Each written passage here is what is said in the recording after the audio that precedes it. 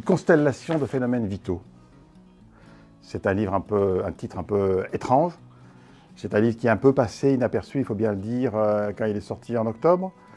Et pourtant, c'est un des livres qui m'a le plus marqué. Il se passe en Tchétchénie, à la fin de la guerre de Tchétchénie. Tout le monde a oublié cette guerre, en 2004 donc. C'est une histoire qui va se dérouler en 5 jours. C'est une histoire brutale, elle commence de manière brutale. En pleine nuit, des camions de militaires, on comprendra plus tard que c'est la police politique, s'arrêtent devant une maison, se ruent dedans, pillent tout et emportent l'homme qui est là. Et le camion repart. Il y a un témoin de ce saccage, de ce rapt, c'est le voisin, Ahmed, qui, à peine les policiers sont partis, court et fouille la maison et il appelle une jeune fille. Cette jeune fille, c'est la fille de l'homme qui a été enlevé, parce que l'homme savait depuis longtemps qu'il courait des risques. Il savait que le jour où on viendrait l'arrêter, on arrêterait sa fille. Elle a 8 ans, sa fille. Mais dans ce pays-là, dans cette époque-là, quand on condamne un homme, on condamne toute sa famille, pour éviter que les gens ne trimballent avec eux le deuil et le désir de vengeance de la police. On arrête les clans, on arrête les familles, hommes, femmes, enfants. Quand l'un disparaît, tout le monde doit disparaître, il ne doit pas y avoir de témoins. Et cet Ahmed, qui était un ami, va prendre avec lui sa fille et va se dire « il faut que je la sauve ».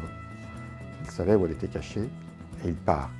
Il ne va pas très loin, à quelques kilomètres de là, dans une petite ville ravagée par la guerre, où il y a quasiment plus personne et il y a, survivant au milieu de cet océan de destruction, un hôpital, un reste d'hôpital. Tous les étages ont été anéantis. Il ne reste que le rez-de-chaussée, tenu par une femme qui est un caractère extraordinaire, une femme russe, qui, malgré l'exil de tous les Russes dans la guerre civile, elle a voulu rester là pour soigner, chose très symbolique, dans cet hôpital abandonné. Il n'y a que le rez-de-chaussée qui marche. Sur une aile, il y a la maternité. Elle aide l'accouchement avec 2 infirmières. Et dans l'autre aile, on soigne les amputés. Car si la guerre est finie, il y a des mines partout. Et régulièrement, on entend au loin l'explosion d'une bombe. Et chaque fois qu'une bombe explose, on sait que la mine, qu'une jambe vient de disparaître. Et on entend les infirmières qui crient « Préparez le brancard, on va venir ». Ahmed va amener la jeune fille pour demander à cette médecin de la protéger et de la garder. C'est une occasion de décrire toute une succession de personnages, tout ce qui s'est passé durant toutes ces années. C'est un témoignage. On remonte dans le temps au fur et à mesure pour suivre la vie particulière de chacun de ces personnages. Le roman proprement dit se déroule en 5 jours, même si on remonte sur des dizaines d'années.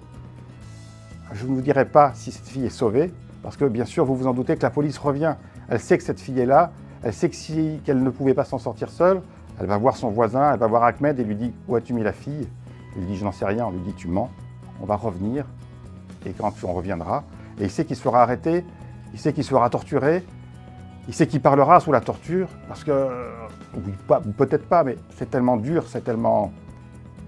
Et en fait, bon, il faudra trouver une solution à tout. C'est un livre très dramatique, mais très très puissant, sur des événements qu'on a complètement oubliés. Une petite phrase qui me revient d'un des personnages, un personnage à qui on fait des reproches moraux, soi-disant, parce qu'il aurait dénoncé, etc. Mais il dit « Mais qu'importe, ici, nous sommes dans un pays sans loi, et dans un pays sans loi, il n'y a pas de mal ».